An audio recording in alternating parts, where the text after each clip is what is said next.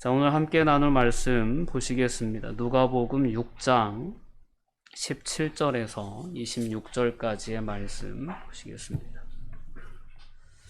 찾으셨으면 한 절씩 교독하여 봉독하겠습니다. 예수께서 그들과 함께 내려오사 평지에 서시니 그 제자의 많은 무리와 예수의 말씀도 듣고 병 고침을 받으려고 유대 사방과 예루살렘과 두로와 시돈의 해안으로부터 온 많은 백성도 있더라.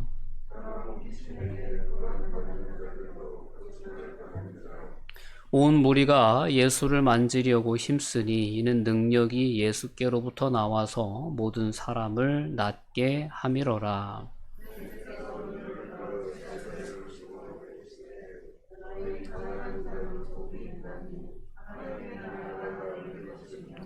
지금 줄인 자는 복이 있나니 너희가 배부름을 얻을 것이며 지금 우는 자는 복이 있나니 너희가 웃을 것이며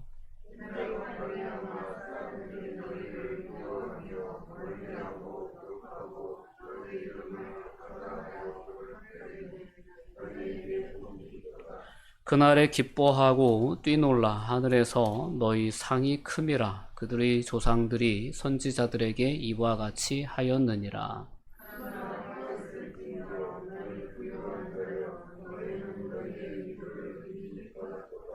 화 있을진저 너희 지금 배부른 자여 너희는 줄이리로다. 화 있을진저 너희 지금 웃는 자여 너희가 애통하며 울리로다.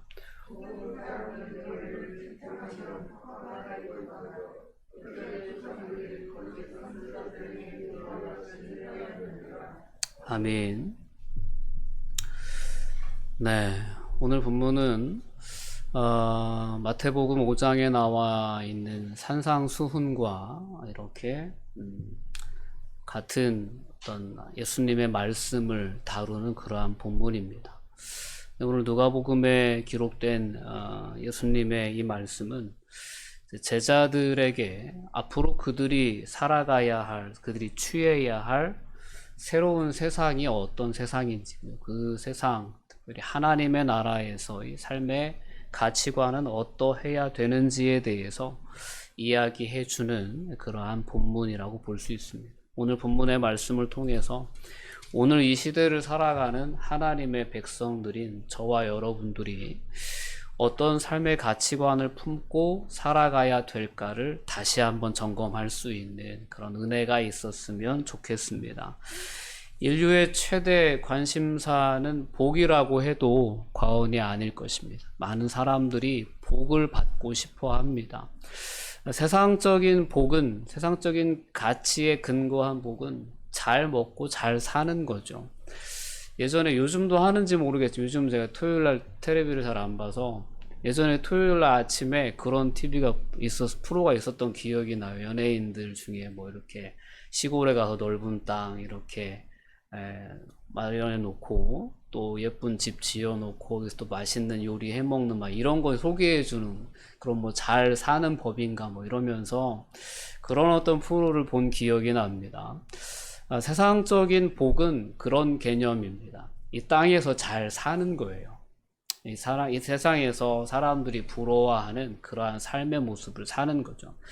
우리도 이제 어떻게 세상을 살아가다 보니까 그러한 삶의 어떤 동경을 가지고 삶을 살아갈 때가 많지 않나 싶습니다. 근데 오늘 예수님께서 가르쳐 주시는 그러한 하나님 나라, 하나님 나라에서 정말 복 있는 사람은 어떤 사람인가에 대해서 오늘 예수님께서 말씀하시는 것은 그러한 세상의 가치관과는 조금 결이 다른 그러한 말씀을 하십니다. 가장 먼저 말씀하신 것이 가난에 대한 건데, 이 가난과 또한 부유함이라고 하는 것은 상당히 포괄적인 개념입니다. 뭐 가난이라고 하는 것은 그때 당시 예수님 시대에, 즉 주전 2세기경 유대교에서 가난이라고 하는 것은 어떤 의미가 있었냐면 경건한 신앙인들이 가난한 자라는 그러한 것과 이렇게 같은 의미로 사용되었다라고 합니다. 거룩한 사람, 성자, 라는 이 의미도 이 가난한 자가 담고 있는 그러한 의미였다고 합니다. 당시 이제 사상이나 도덕이나 종교까지도 다 헬라화 하려고 했던 그런 알렉산더 대왕의 그런 헬라 문화의 영향력이 이제 유대 민족에게도 있었고, 그런 어떤 유대인들이 받아들일 수 없는 이방의 정책을 거부하고 거기에 대해서 이제 항거하고 자신만의 어떤 신앙을 지키려고 했던 그러한 신앙인들에게는 가난은 어떻게 보면 어쩔 수 없는 현실이었다라고 말씀드릴 수 있겠습니다. 그래서 그 시대를 살아가는 사람들에게 가난이라고 하는 것은 그 세상의 거대한 흐름과 타협하지 않고 끝까지 여호와 신앙을 지키고자 했던 그러한 사람들이 그 시대에는 가난할 수밖에 없던 그러한 시대였다라는 거죠. 그와 반대로 이제 현실과 타협하고 외세의 세력과 타협하면 얼마든지 부유한 삶을, 부라고 하는 것은 누릴 수 있는 그러한 시대였다라는 거죠. 그래서 뭐 예수님 시대에도 세리장이 같은 사람들은 많은 부를 누렸던, 권세를 누렸던 사람들이죠. 뭐 종교 권력이나 정치 권력을 가지고 있던 사람들, 온갖 불의를 다 동원해서 그 권력을 유지할 수 있는 그러한 시대였죠. 그러나 정말 거룩하고 진실되게 살려고 했던 사람들은 가난할 수밖에 없던 그러한 시대였습니다. 조금 뭐 내용이 다를 수 있겠지만 우리나라도 마찬가지 그런 어떤 아픔의 역사가 있지 않았습니까? 일제시대 일본의 권력 앞에 순응하고 그들의 가치관에 동조하는 그러한 친일파들은 얼마든지 떵떵거리며 삶을 살아갈 수 있었다는 것입니다. 많은 부를 축적할 수 있는 절호의 기회가 될 수 있었죠. 그러나 그 일본의 외세의 권력에 굴종하지 않았던 독립운동을 했던 사람들은 자신의 삶의 터전을 뒤로하고 다 떠날 수밖에 없었고, 결과적으로는 그들은 가난한 자로 전락할 수밖에 없었던 현실이 우리 민족 가운데에도 있었죠.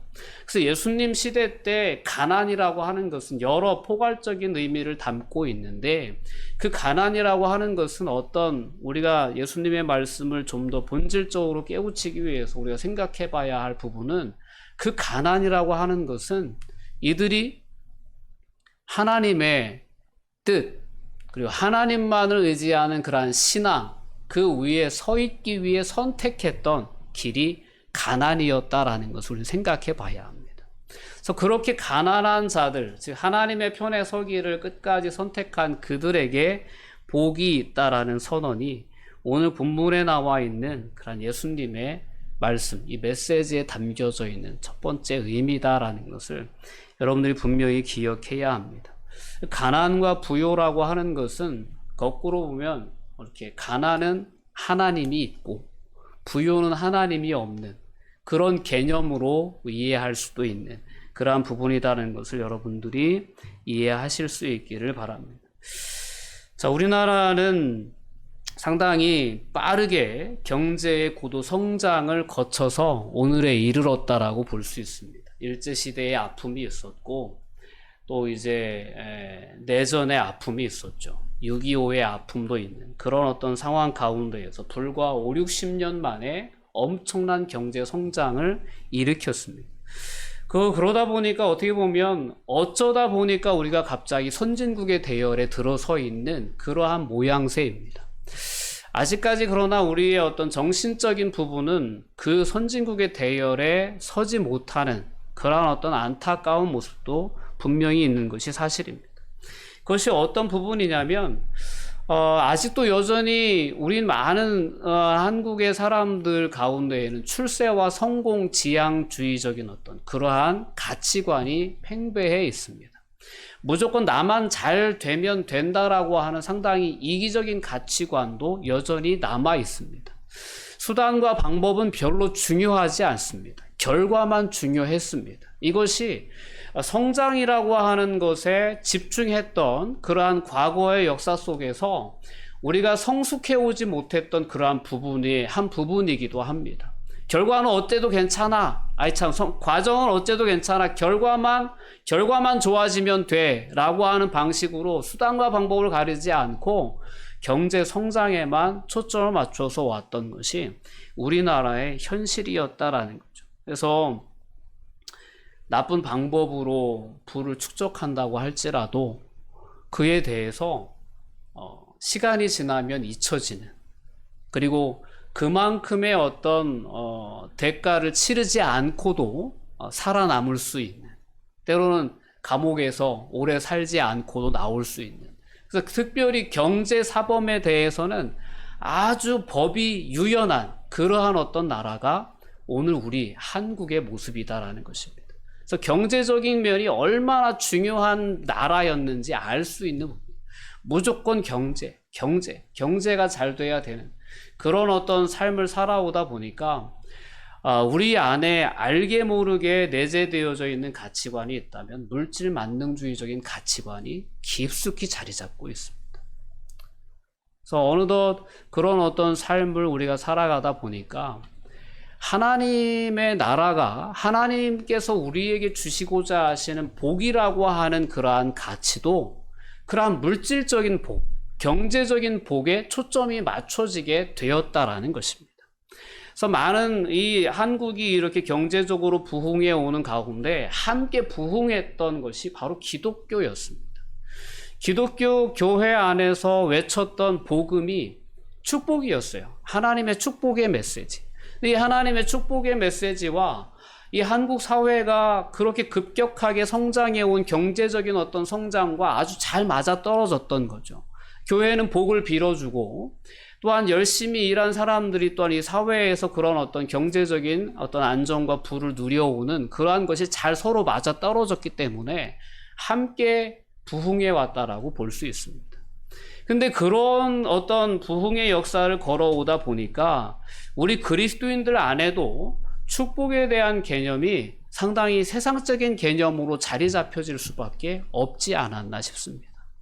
오늘 본문의 말씀을 통하여서 그런 어떤 우리의 삶 가운데 다시 한번 하나님께서 말씀하시고자 하셨던 진정한 축복은 무엇이었는가를 대해서 우리가 함께 생각해 볼 수 있었으면 좋겠습니다. 이러한 세상의 가치관과는 오늘 예수님께서 우리에게 말씀해 주신 하나님의 나라의 가치관과는 전혀 다른 개념이었다는 것을 우리가 오늘 말씀을 통해 분명히 깨달을 수 있어야 합니다.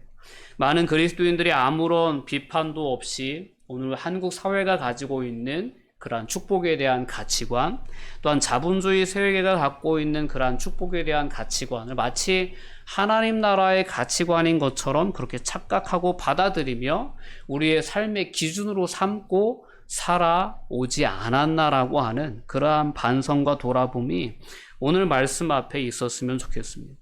세상 사람들은 부자를 복 있는 사람이라고 이야기를 합니다. 그러나 예수님께서는 가난한 자가 복이 있다고 말씀하십니다. 왜 그랬을까요? 앞서 말씀드렸던 것처럼 그 시대의 부유한 자들은 정상적인 어떤 부를 누리고 있는 사람들이 아니었다라는 것입니다. 헬라와 되어가는 그러한 그 시대의 문화에 쉽게 동조하고 그들의 어떤 가치에 쉽게 동조하고 그 시대에 맞는 어떤 출세의 방법을 쉽게 받아들이고 그 방법을 사용했기 때문에 부자가 된 사람들이었다라는 거죠. 그 부자들에게는 더 이상 하나님의 도우심, 하나님의 인도하심, 하나님의 개입하심이 필요하지 않는 자들이 되었다라는 것이 가장 결정적인 문제입니다. 세상을 살아가면서 자신의 어떤 판단대로, 자신의 어떤 생각대로 일이 술술 잘 풀려간 사람들의 공통적인 특징이 있다면 교만함입니다. 이 교만함이라고 하는 것은 하나님을 인정하지 않는 것입니다. 가난한 자가 복이 있다고 말씀하실 때 물론 그들이 그와 같은 선택을 해왔기 때문에 하나님의 복을 받기에 충분한 자격이 있다라는 취지로 우리가 이해할 수도 있겠지만 가난한 자가 복이 있다고 할 때 더 중요한 의미는 그 가난한 자들은 하나님을 의지하는 삶을 살아가는 자들이기 때문입니다. 이 부분이 가장 중요해요. 오늘 우리가 세상을 살아가면서 정말 복 있는 사람은 어떤 사람이냐? 겸손한 사람입니다. 겸손해서 하나님, 저는 제게 있는 능력으로, 또한 제가 가지고 있는 의지로, 제가 가지고 있는 지식으로 세상을 살아갈 수 없는 연약한 존재입니다. 그러한 가난한 자입니다 라는 그러한 자세로 하나님의 은혜가 없이는, 하나님의 도우심이 없이는, 하나님의 선하신 섭리하심과 인도하심이 없이는 저는 살아갈 수 없는 가난한 자입니다 라는 그러한 영적인 가난함에 대한 고백을 가지고 살아가는 사람들에게 진정한 하나님의 축복이 있다라는 것입니다. 여러분, 이 사실을 우리가 분명히 기억할 수 있어야 합니다. 물질을 의지하지 않고 자신의 능력을 의지하지 않고 오직 하나님만을 의지하며 세상을 살려고 하는 자들이 하나님 나라의 백성이고, 그들이 진정으로 그 하나님 나라의 복을 차지할 수 있는 그러한 복 있는 사람들이다라는 것을 오늘 말씀을 통해 분명히 깨달을 수 있어야 합니다. 가난하여 오직 하나님의 도움만을 기대하는 사람들, 하나님의 통치를 받게 되고 하나님의 인도하심을 따라 살 수 있는 그 사람들이 진정으로 복 있는 사람이라는 것입니다. 여러분, 생각해 보세요. 하나님의 통치와 인도하심보다 더 큰 복이 세상에 어디 있겠습니까? 하나님의 도우심보다 더 큰 복이 세상에 어디 있습니까? 한번 얘기해 보세요.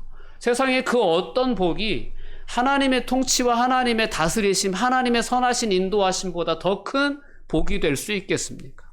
그러나 세상의 부요함이라고 하는 것이 때로는 이와 같은 하나님의 통치와 인도하심, 하나님의 주권을 외면하게 만드는 결과를 우리에게 가져온다면 그 부요함은 우리에게 결코 복이 될 수 없다라는 것입니다. 그래서 오늘 본문은 예수님께서 분명하게 말씀하시는 거예요. 그런 부는 오히려 화가 될 수밖에 없다라는 것입니다. 하나님을 잊게 하고 하나님 앞에서 자기 주권을 고집하며 하나님 앞에서 교만한 삶을 살게 하는 그런 부요함이라면 그 부요함은 오히려 그에게 화가 될 수밖에 없다라는 것이 예수님의 분명한 가르침입니다.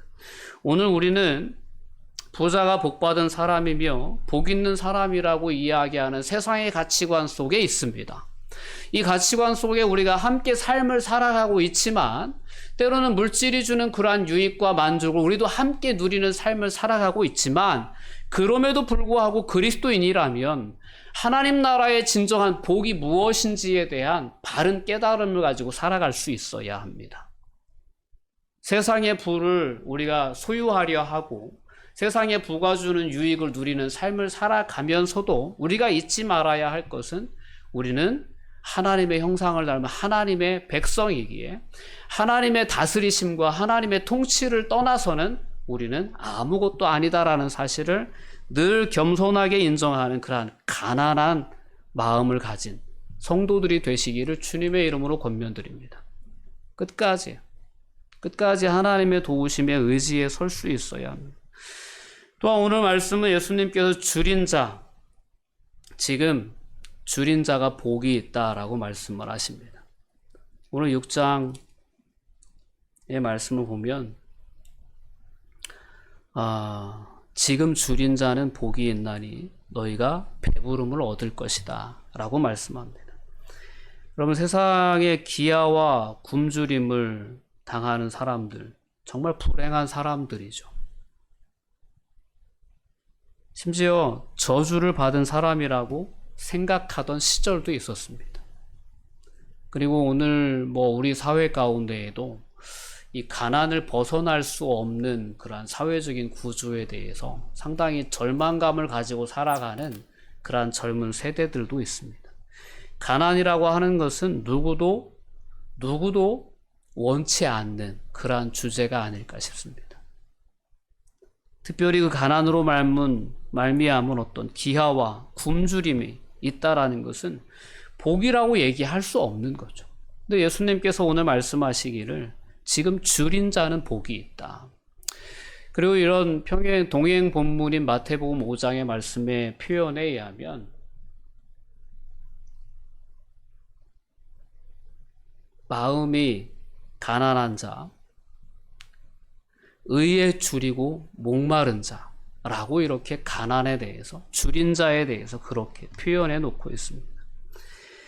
여러분, 이 줄인 자가 복이 있다라는 예수님의 말씀을 여러분 어떻게 이해하실 수 있겠습니까? 한번 잘 생각해 보세요. 곰곰이 생각해 보세요. 줄인 자가 복이 있다. 굶주리는 자가 도대체 무슨 복이 있을까라는 겁니다.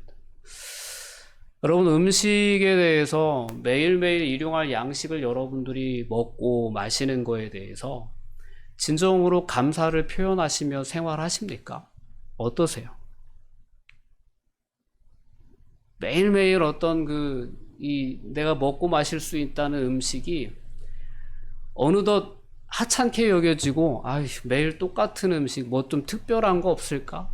뭐 이런 생각이 들면서 먹고 사는 거에 대해서 감사함을 잃어버리고 있지는 않습니까?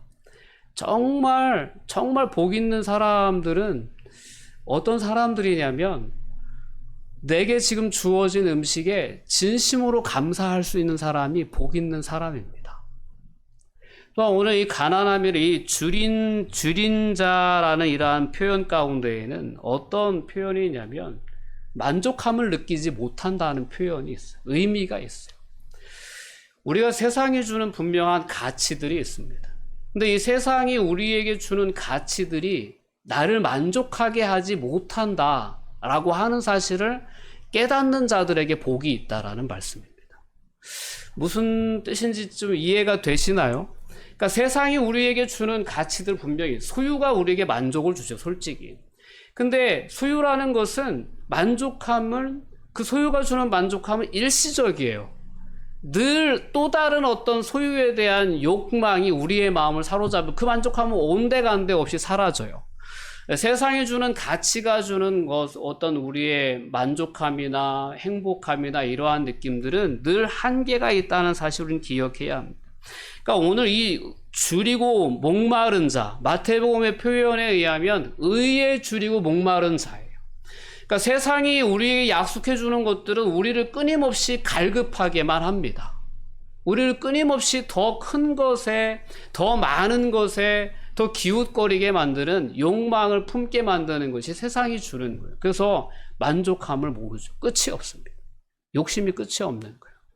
그렇기 때문에 그런 세상이 주는 것들은 결국 우리를 만족해 할 수 없는 것들이라는 것을 알고 깨닫고 하나님이 주시는 의에 목말라 하는 사람들, 그러니까 세상의 가치에 그것은 우리에게 참된 만족함을 줄 수 없는 것들이야 라고 단호하게 선을 그을 수 있고, 하나님이 주시는 것이 오직 하나님이 주시는 은혜가 우리를 만족하게 해주는 것이다 라는 것을 깨닫는 자들, 그들이 정말 의에 줄이고 목마른 자들이거든요. 그런 사람들이 복이 있는 사람들입니다. 내가 세상에 주는 것에 세상 것이 나를 만족하게 할 수 없다라는 것을 깨닫고 하나님이 인정해 주시는, 하나님이 주시는 그 복, 하나님이 주시는 그 의로 내가 만족함을 누리고자 하는 그러한 선택을 하는 사람들, 그들이 진정 복 있는 사람이라는 거죠. 세상의 가치들이 인간의 욕구를 만족시킬 수 없다라는 사실을 하나님 앞에서 인정하고 하나님만을 붙잡을 때 진정한 복 있는 삶을 살아갈 수 있다라는 것입니다. 여러분, 그렇지 않습니까? 세상에 어떤 것이 우리를 만족시킬 수 있습니까? 안 되거든요. 오직 하나님만이 우리를 온전케 해주시고 우리의 마음을 충족시켜 주실 수 있다라는 사실입니다. 세 번째, 예수님께서 말씀하신 것은 우는 자가 복이 있다는 거예요. 우는 자가.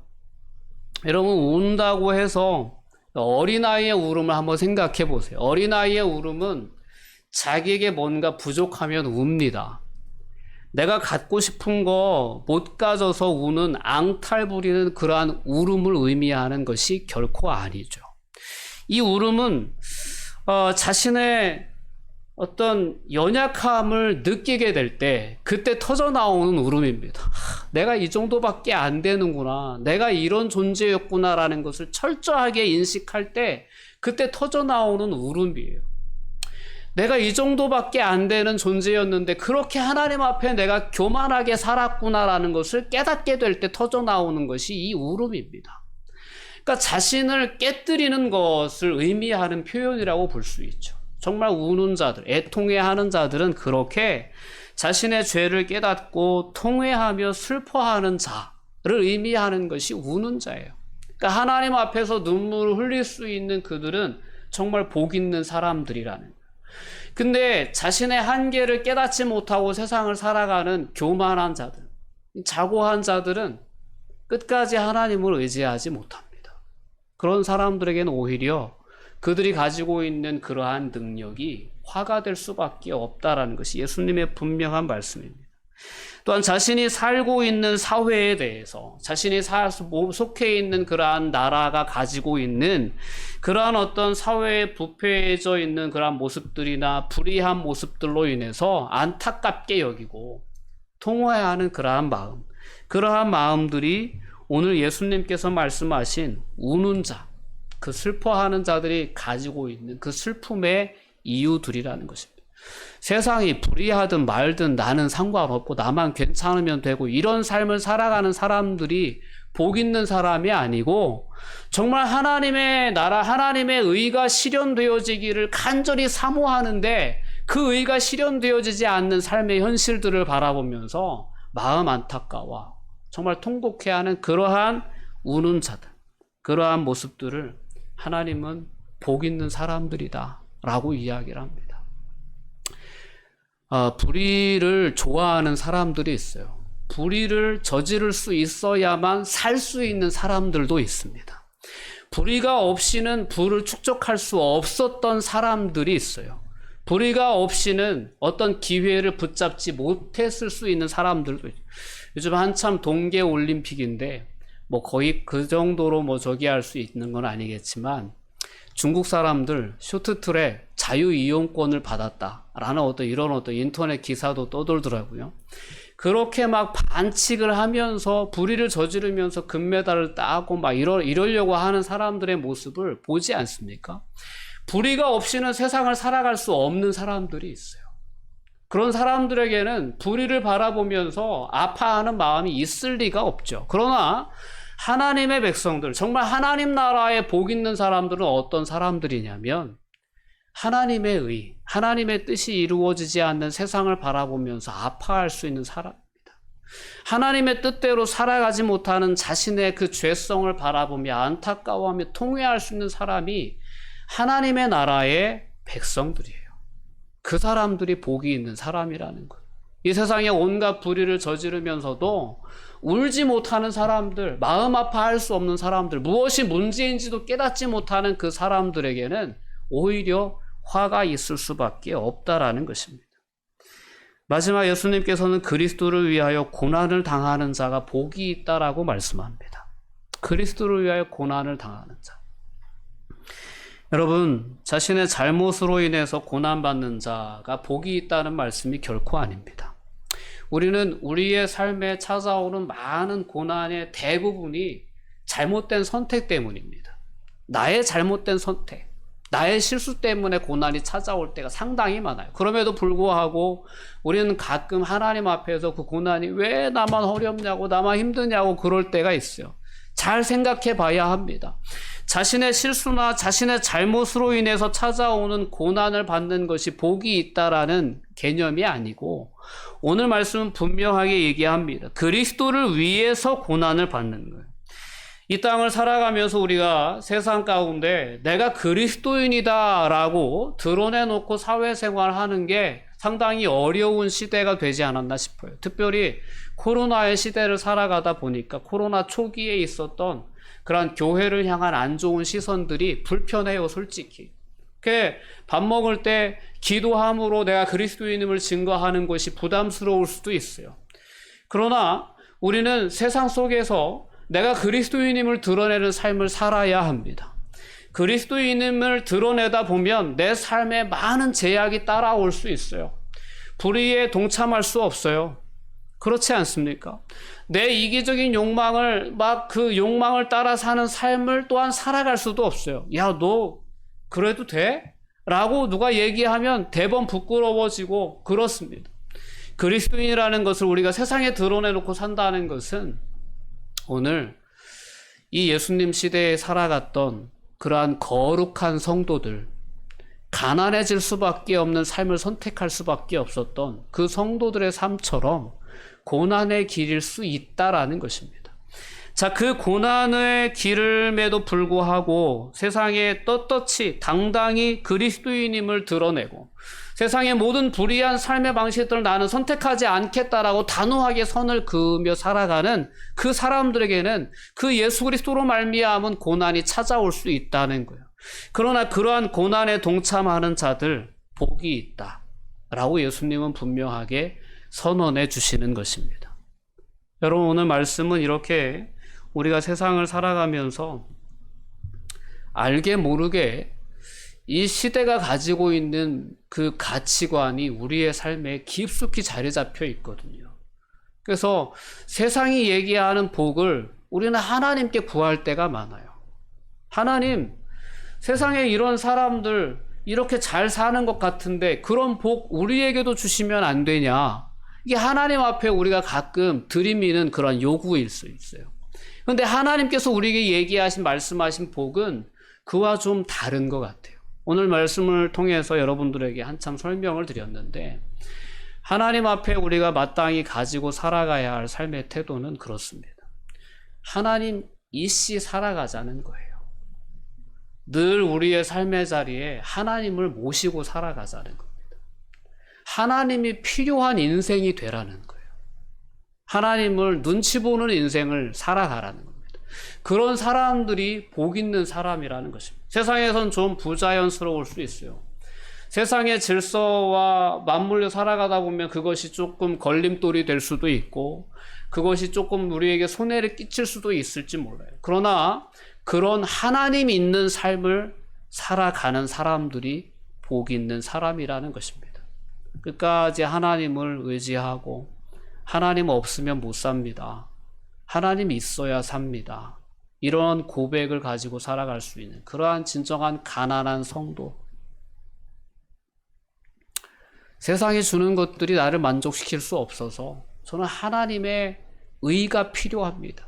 의에 줄이고 목말라 하는 그러한 성도. 하나님의 뜻이 이루어지지 않는 이 땅, 나의 삶을 바라보며 마음 아파하고 하나님 앞에서 무릎 꿇고 애통해야 할 수 있는 그런 우는 자. 얼마나 멋있습니까? 그죠? 내가 막 내 필요가 없어서 막 울고 막 불고 하는 것이 아니라 정말 하나님의 뜻과 다른 내 삶의 모습을 보면서 안타까워하고 이 사회의 불의를 보며 막 안타까워하는 그 마음이 있다는 거 얼마나 참 멋있습니까? 그런 삶을 살아가는 사람들에게 복이 있다라는 거예요. 오늘 말씀을 보면 우리가 예수님을 위해서 고난을 받는 자들에게 복이 있다라는 말씀의 반대 개념이 오늘 26절 말씀에 나오는데 모든 사람이 너희를 칭찬하면 화가 있다라고 말씀합니다. 모든 사람이 너희를 칭찬하면 화가 있다는 거예요. 그 모든 사람에게 예스 하는 사람인 거죠. 칭찬받는 사람들. 근데 이 칭찬이 뭐냐면 그 반대 개념이 예수님을 위해서 고난받는 자의 반대 개념이 칭찬받는 거라고 얘기했어요. 그러니까 어떻게 보면 우리가 예수님의 뜻대로 살면서 예수님께 마땅히 돌려드려야 할 영광을 우리가 가로채는 것이 세상에서 우리가 받는 그런 칭찬에 해당하는 부분이라고 볼 수 있겠죠. 사람들에게 칭찬을 받는 거, 마땅히 하나님께 돌려드려야 할 영광인데 내가 그 앞에서 하나님 얘기를 못해요. 그러면 그 칭찬이 나에게 내가 받다 버리고 마는 거죠. 아, 그게 말이야. 내 삶에 내가 그렇게 할 수 있었던 건 말이야. 하나님이 나를 인도해 주셨기 때문이야. 하나님이 내게 지혜를 주셨기 때문이야. 하나님의 은혜야라고 얘기를 해야 되는데 얘기를 하지 않으면 그 칭찬은 고스란히 내가 받는 것이 되는 거예요. 근데 그러한 부분으로 우리가 이해할 수 있지 않을까 싶습니다. 그래서 우리가 사람들의 너를 칭찬하면 화가 있다라는 표현은 우리가 마땅히 돌려드려야 할 하나님의 영광을 드러내지 않고 하나님이 주신 축복인데도 불구하고 내 지혜인 것처럼 내 능력인 것처럼 드러내는 삶을 살아가는 자들은 오히려 화가 있다라는 것을 우리가 분명히 깨달을 수 있어야 합니다. 오늘 본문의 말씀을 통해서 우리는 다시금 이 세상을 살아가면서 우리가 분명하게 지켜나가야 할 하나님 나라의 가치관이 무엇인지를 분명히 깨우쳐주는 말씀들입니다. 여러분, 우리가 오늘까지 어떠한 삶의 가치관을 가지고 어떤 삶의 방식을 가지고 살아왔는지 모르겠지만 다시 한번 오늘 말씀 앞에서 우리의 삶을 곰곰이 되짚어 볼 수 있는 은혜가 있었으면 좋겠어요. 앞으로 내가 어떻게 살아가야 할까?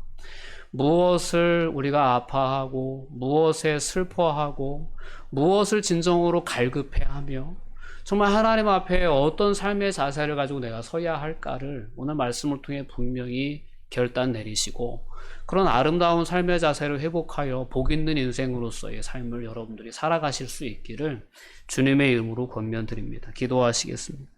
사랑과 은혜가 충만하신 아버지 하나님, 감사와 영광을 돌려드립니다. 하나님, 세상 속에서 어느덧 세상의 가치관이 우리의 삶에 너무나도 많은 영향력을 미치고 있습니다. 오늘 다시금 예수님의 말씀을 통하여서 세상의 복의 개념과는 전혀 다른 복의 개념을 저희들 생각해 보면서 하나님 나라의 가치가 무엇인지를 다시 한번 돌아보게 해주신 은혜에 감사드립니다. 하나님 없이는 살아갈 수 없다라는 그런 겸손한 고백, 그런 가난한 마음을 회복하고 다시금 우리의 삶의 자리에 겸손히 설 수 있는 은혜를 허락하여 주시옵소서. 예수님의 이름으로 기도하옵나이다. 아멘.